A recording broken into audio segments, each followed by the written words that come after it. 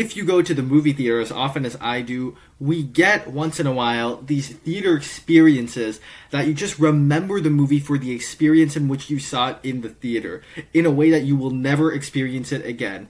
And we only get those once in a while. So here are my favorite theater experiences.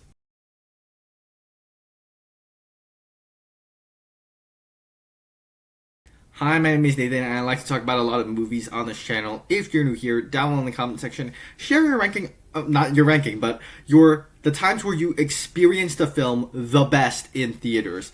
Now, as for me, I've been going to the theater since back in 2015 is when I saw my first movie, which we'll get to just in a bit. These are, I won't start ranking them. I'll do a handful of honorable mentions. But these are ones that, like, they were just kind of fun little stories, and they were not particularly, like, my favorite theater experiences. Some of the ones I have here are actually kind of funny, more so than, like, an actual, it was great to see this one in the theater, and it elevated my experience with the film itself. But I'm not talking about the quality of the film. I'm talking about, did I have a blast watching it in a theater, in the context in which I was watching it. And so, with all that said, let's just get straight into some honorable mentions here. And I'll just start off, like, these are not theater experiences that I would have on the list. I actually only have 4 that come to mind that are on the actual list that I will do and I will actually rank. But here are just some honorable mentions here that might actually last longer than the ranking itself. But I just like to tell stories about these ones. So the first movie I ever saw in the theater was the Peanuts movie. I don't know if I've mentioned that here on the channel. I probably did. I did top 10 animated movies at some point. And the Peanuts movie was on that list purely due to nostalgia, but also because it is a really good movie. You guys should check it out.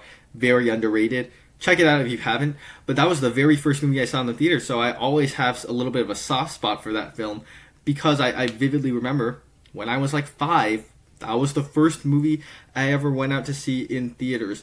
And then Sonic the Hedgehog, the first one, this was right before lockdown. And not talking about the film itself, but in the credit scene of the movie, there were these, like, 2 guys that sat right next to me. Like, right next to me. There were these 2 guys, and in the credit scene, if you've seen the film, Tails shows up in the credit scene. And they're just, like, they were going crazy. Like, they threw their popcorn. Like, this is probably the only theater where I've experienced, like, popcorn throwing in a theater. Not by the entire theater, by just these, like, 2 guys right next to me. And not even my Minecraft movie theater had popcorn throwing in. We'll get to that later on. Other one here, that same year, Croods 2 was kind of a fun one because that movie we saw at a drive-in theater, actually. Me and my family went out. It was not particularly a movie theater in the same sense, but I remember that movie for that movie I saw at a drive-in theater. So what they did is they had you park your cars in this parking lot and then open the trunk, and then you just sat in the trunk. Me and my family just sat in the trunk and we watched Croods 2. And it was not the best movie theater experience, I will tell you that, because the audio kept glitching in and out because my mom had an electric car, and she still has that same car. She bought a car that same year, 2020, and it kept glitching on and off when watching this movie.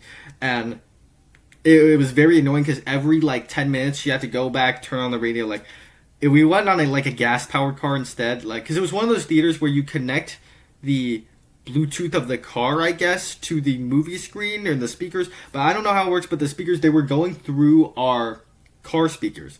So it was a very annoying experience. Great movie, though. Like, I think Croods 2 is an underrated movie, but, like, that was not the best theater experience. I went out with a bunch of friends to go see the movie Elemental. And when I say a bunch of friends, I mean, like, my mom owns, like, this tutoring center, so she invited some of the parents. Some of the kids that were my age that go to that tutoring center went with me to see Elemental. And there's a point in time at the end where our 2 lead characters, they, like, kiss in the movie, and then, like, there were people, like, not people in the theater, but the people that came with us to the theater, like, they started crying. Like, my friends, they started crying. My mom was crying, like, and my friends, they were girls. So, kind of, I'm not trying to be sexist here, but they're the type of people to cry on certain moments like that. I did not cry watching Elemental. I thought it was an okay film. But, yeah, that's just kind of a fun one that, like, these theater experiences when you go with your friends are the ones that you tend to kind of remember a little bit more than others. And then, the Five Nights at Freddy's movie from 2023 that we were actually getting a sequel for in just a couple months. I had a pretty good experience watching it. Five Nights at Freddy's doesn't mean much to me because I've never played Five Nights at Freddy's. I'd seen friends play it when I was a little kid, but I never actually played it myself. I didn't know any of the lore. But going in that theater, it was filled with a bunch of 10-year-old kids that do play Five Nights at Freddy's. And they were like, actually, they were eating that movie up. When certain reveals happened, when the name William Afton was mentioned, they were like, they audible gasps collectively in the theater. So much so there was applause at the end when Matt Pat showed up as a cameo as a diner restaurant guy and said it's just a theory. There were there was a little bit of screaming. It's not like the entire crowd was, but all the 10-year-old kids in that theater, which was about 40% of the theater, I want to say, were like screaming. And so I had fun with that movie in the theater. The theater made me more lenient on that movie. Like, it has grown on me over time. And because, I remember I had a good time watching this movie that I was not very kind on when it first came out. And then, it's not, necessarily a fun theater experience. One I just want to throw in here is Nope, the Jordan Peele movie. I don't know if I've mentioned this either. It is the first R-rated movie I saw in the theater. And, I'd have to rewatch it. I've seen it twice. And it was, a couple years after it came out. So I would need to rewatch it again, but I remember liking it. I remember having fun with it, and I'll always, when I grow up, I'll have a soft spot for this movie because it was the first R-rated movie I saw in the theater.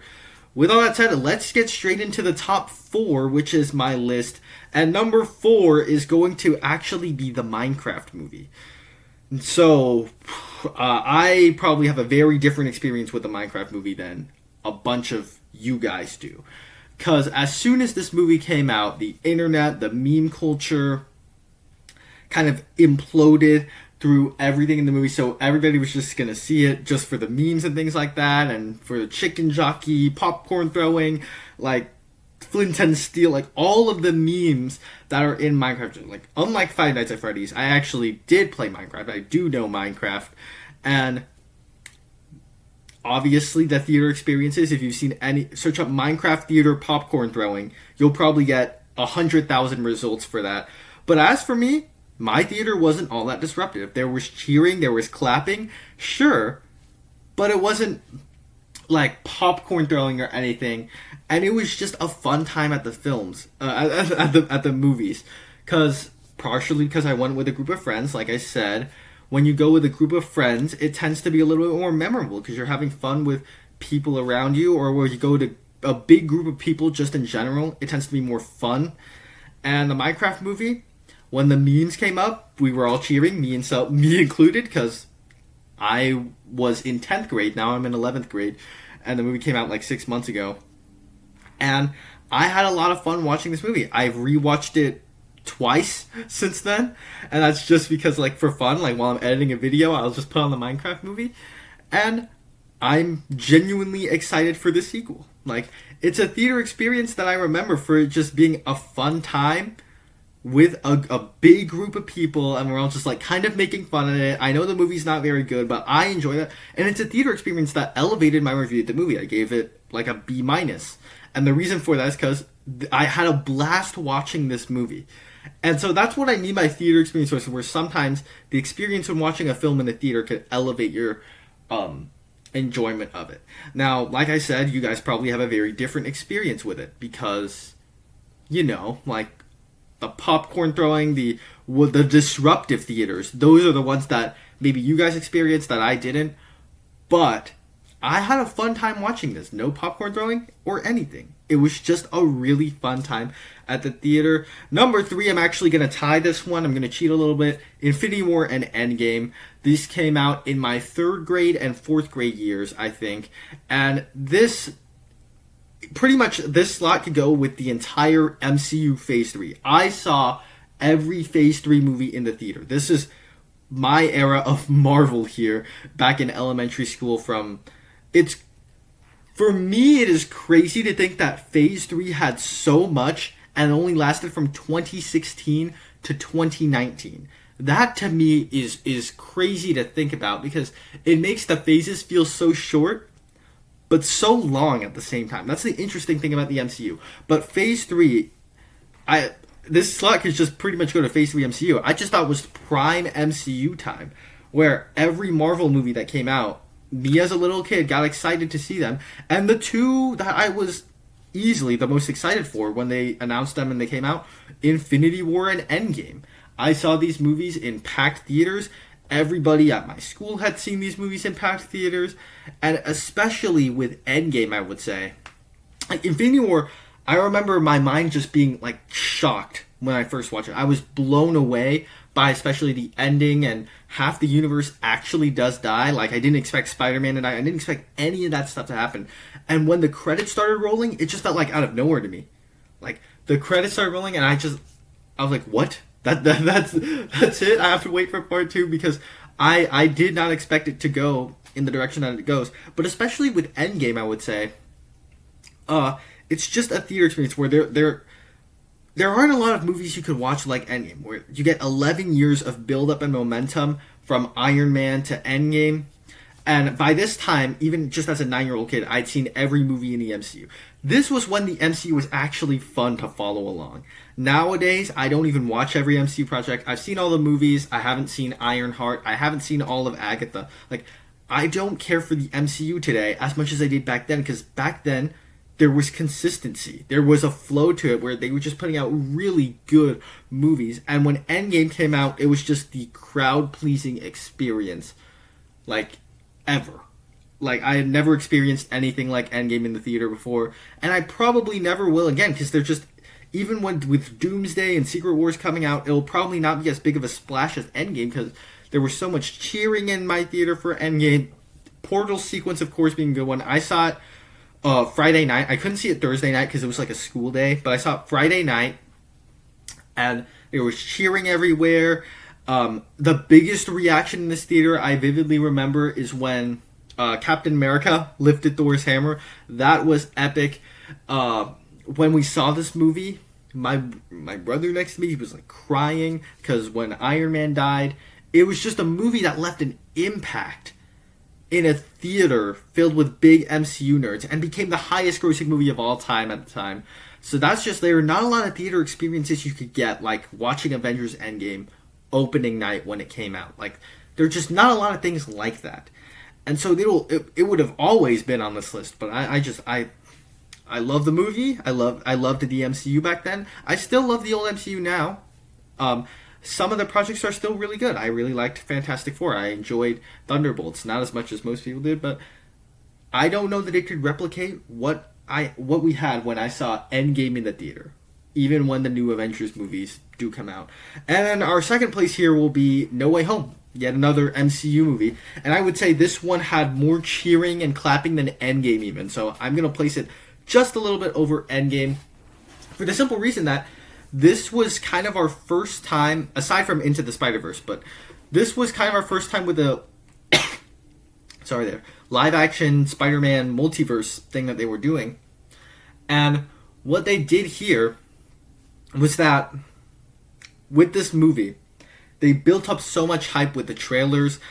You could find very old videos on this channel of me doing trailer reactions for Spider-Man No Way Home, but there was just so much hype, so much build-up leading up to this film, where the trailers teased a little bit of Green Goblin, Doc Ock, Electro, all that kind of stuff. And I think the biggest applause of them all, of course, is when Andrew Garfield and Tobey Maguire showed up in this movie. It was absolutely crazy. Like, even like there were like gas. Even at the beginning of the movie, when Daredevil showed up, there were still cheering and clapping in the movie. And it's just, there are not a lot of movies you could see like this. It was totally surreal. There was a very awkward seating arrangement. I saw this movie with my dad and my brother. The awkward seating arrangement, because the theater was so packed that me and my brother were sitting 2 seats right next to each other. My dad was sitting in the one in front of us. So it was a very awkward seating, but it was absolutely so worth it to see No Way Home in the way that we did, because it was, the theater experience was just awesome. And I'm not even like a big No Way Home glazer or anything like that. But I did love the context in which I saw this movie in. And it's just, if you're a Spider-Man fan, which I'm pretty sure everybody in that theater was, like, nice to see all your childhood heroes come together from different generations. And it was so, like, everybody was cheering and clapping. Like, that's what I mean by theater experiences. Like, when a movie is able to bring people together like this in a way that not a lot of movies can. But the movie that inspired me to make this video is my number one on the list, which beat Spider-Man No Way Home, and that is K-Pop Demon Hunters. Now, this is a Netflix movie that they did a very limited theatrical release on last week, as of the time I'm shooting this video. And this is the best theater experience I have ever had in my 15 years of life. And the reason for that is just because this was just a great movie. And it's surprising because this is an original film. Like, it's not based on a previous IP.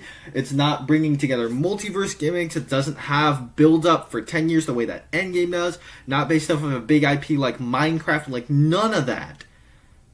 And yet, this theater went absolutely crazy. They weren't disruptive or anything because it was a sing-along. So you were meant to sing along. But as the songs went on, as the film went on, the applause with each of the songs was greater and greater. Like, there was applause before and after almost all the songs here. Like, and especially, I think, what solidifies this at number one, I'm just going to be real straightforward here. At the end of the movie, when, spoiler alert, I've been spoiling movies all throughout here. So, near the end of the movie, when you get the What It Sounds Like final musical number and everybody's singing, Genu pops up on screen, sacrificing himself for Rumi, and at that point, everybody was just, like, down in the theater. Like, I'll probably link the actual theater I was in. There was a video online that is the exact theater I was in. I could see myself in the little corner of it, but, like, I was gonna post clips from the theater on my actual channel, but, like, they would copyright strike it, it would get blocked, so I didn't even bother with that. Hopefully I could find a way to work around it, but everybody just ran down to the front of the theater. It was like a concert at that point. And we're screaming when Genu, like, yells at his final lines. It was just so epic. I have never experienced a theater like this. I went with a group of friends once again, but I was the only one of those friends that ran down to the front of the theater. And we were all like all like 150 people in front of the theater were like jumping, screaming, singing. Like, it's on my Instagram. This is what I mean by theater experience. Like, I have never experienced anything like this. When a theater we all ran down to the front and were just jumping and screaming and singing. And it was just so epic. I don't even know if in 10 years down the line, I'm going to get another theater experience like this. And that's why I chose to film this video, because this was just truly something special.